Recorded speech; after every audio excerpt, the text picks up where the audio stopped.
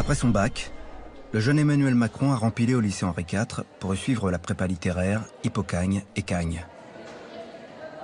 Dans cette antichambre de l'élite intellectuelle française, où la compétition est féroce, les jeunes étudiants se jaugent. Macron, il donnait un peu le sentiment que sa vie, ou qu'une partie de sa vie était ailleurs. Ce qui, quand on est en classe prépa, notamment à Henri IV, est quelque chose de très baroque, enfin d'un peu qui n'a pas beaucoup de sens parce qu'on est censé travailler 100% du temps. C'est quelqu'un de très intuitif, donc à l'oral, il avait toujours de bonnes réactions. Voilà, même parce qu'il se trouve qu'on faisait des mathématiques dans cette prépa. Et en mathématiques, il n'était pas très bon, mais à l'oral, il donnait le sentiment d'avoir un peu l'intuition de la façon dont il fallait résoudre le problème. Typiquement, en mathématiques, il n'y a pas 36 cas de figure, quoi. Soit vous avez la solution, soit vous l'avez pas. Bah, lui, il trouve la troisième voie entre celui qui n'a pas la solution et celui qui l'a, qui est celui qui a l'air d'avoir compris quelque chose et qui va vous emmener quelque part en vous embobinant, alors que, bon, malgré tout, la solution n'est pas là, quoi. Emmanuel Macron rate le concours de Normal Sup, le Graal des intellectuels. En 1999, il entre en deuxième année de Sciences Po. Emmanuel Macron dévoile aussi à Sciences Po un autre trait majeur de son caractère. Un mélange d'empathie naturelle et de besoin de plaire. En tous les cas, le jeune Macron, en dehors de serrer des mains, commence à s'intéresser à la politique. Et, avec une bande de 5 copains, prépare le concours de l'ENA, l'école qui forme les hauts fonctionnaires et les ministres. Ensemble, les 6 amis réussissent le concours d'entrée en 2002 et passent désormais leur soirée à refaire le monde. Il y avait Manu, Aurélien, Gaspard, Frédéric Moget, Mathias Vichra aussi, qui aujourd'hui est auprès du maire de Paris. Tout ça, c'était un groupe assez soudé, hein. On a passé beaucoup de temps ensemble.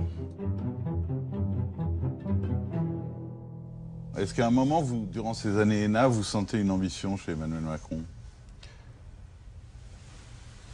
On en avait tous, hein. Je veux dire, vous prenez un échantillon de 6 ou 8 énarques de 22 ans, le degré d'ambition est assez élevé, hein, en moyenne, hein. Donc je pense que à cet égard, voilà, on était tous dans le même élan, avec à peu près les mêmes références, etc. Donc son ambition se différenciait pas de la nôtre.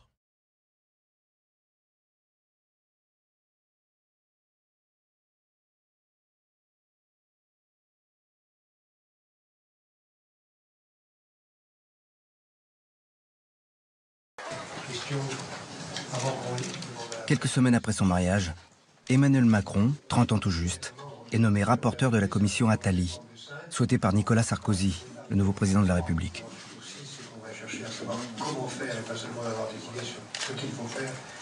Cette commission réunit une quarantaine de personnalités de la politique, des affaires, de la communication, et doit proposer un panel de réformes. Emmanuel, il était très habile, il a été extrêmement apprécié de tous les membres de la commission. Il n'a antagonisé personne, il s'est créé des relations personnelles. Évidemment, pour un gamin de cet âge, arriver immédiatement à être visible de 40 personnes qui sont puissants, influents et qui jugent, c'était un accélérateur de carrière extraordinaire. Et donc je lui dis, est-ce que vous avez envie de travailler pour la prochaine campagne présidentielle? Il me dit oui. Donc je lui dis, je vais vous présenter à quelqu'un qui aurait vraiment besoin de vous. Donc j'en parle à François Hollande, qui alors a commencé à percer comme candidat. Je lui dis, écoute, t'as pas de conseiller économique? Il me dit, non, j'ai personne. Je lui dis, écoute, j'ai quelqu'un à te présenter. Et je l'ai présenté ici, dans ce salon, un soir.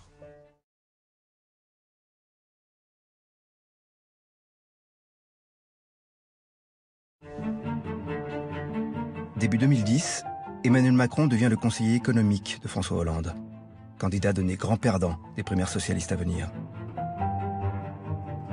Mais le jeune haut fonctionnaire n'a pas mis tous ses œufs dans le même panier.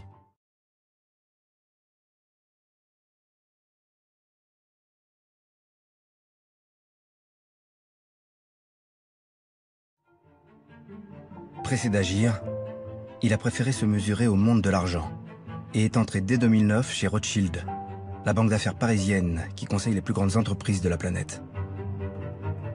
On s'est rencontrés dans un des bureaux d'à côté. Et je dirais, cet entretien, pour moi, a été la révélation immédiate, on a dû rester 2 heures ensemble, que ce jeune homme, il était à l'époque, il devait avoir très peu d'années après 30 ans, ce jeune trentenaire, avait des qualités relationnelles qui, tout ensemble, faisaient une personnalité vraiment rare. Chez Rothschild, Emmanuel Macron fait du Macron. Si ses compétences techniques en matière de haute finance sont perfectibles, il excelle dans un domaine essentiel du monde de la banque d'affaires, la séduction des clients. En 2011, Macron marque les esprits en négociant la vente de la branche nutrition du groupe américain Pfizer au géant suisse Nestlé pour 11 milliards de dollars. En quoi son métier de banquier d'affaires peut aider Macron à être efficace en politique? On y apprend l'art de la négociation. On est amené aussi beaucoup, et ça c'est, j'allais dire heureusement ou malheureusement, utile en politique, à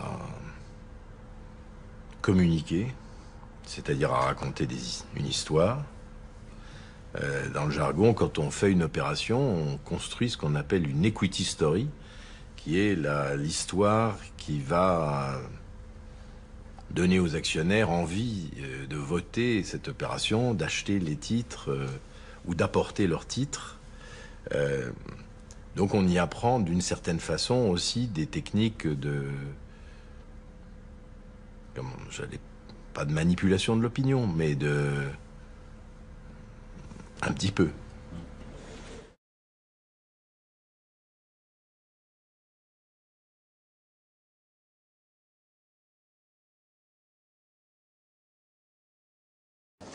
Monsieur le Président de la République. Le 15 mai 2012, François Hollande s'installe à l'Élysée.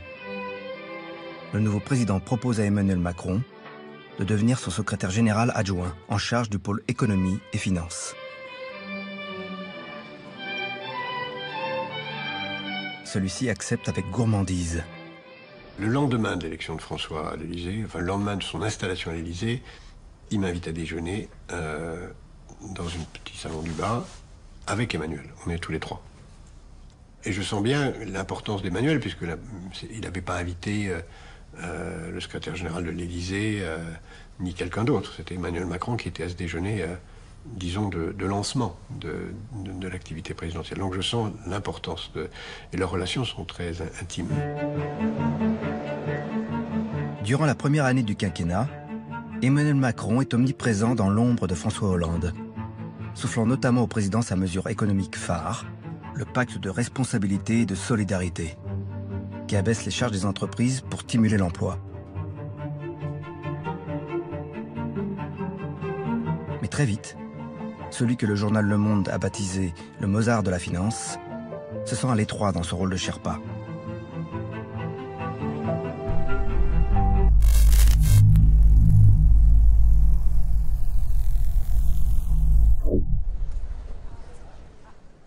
Monsieur Emmanuel Macron, ministre de l'économie, de l'industrie et du numérique.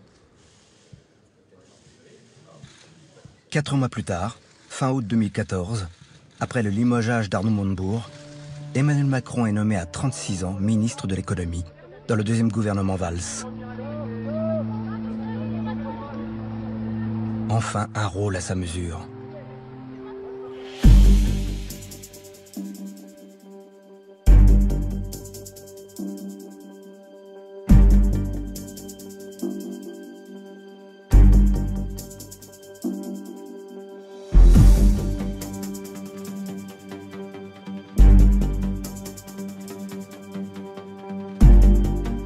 La meilleure façon de se payer un costard, c'est de travailler. En négociant la vente de la branche nutrition du groupe américain Pfizer au géant suisse Nestlé pour 11 milliards de dollars.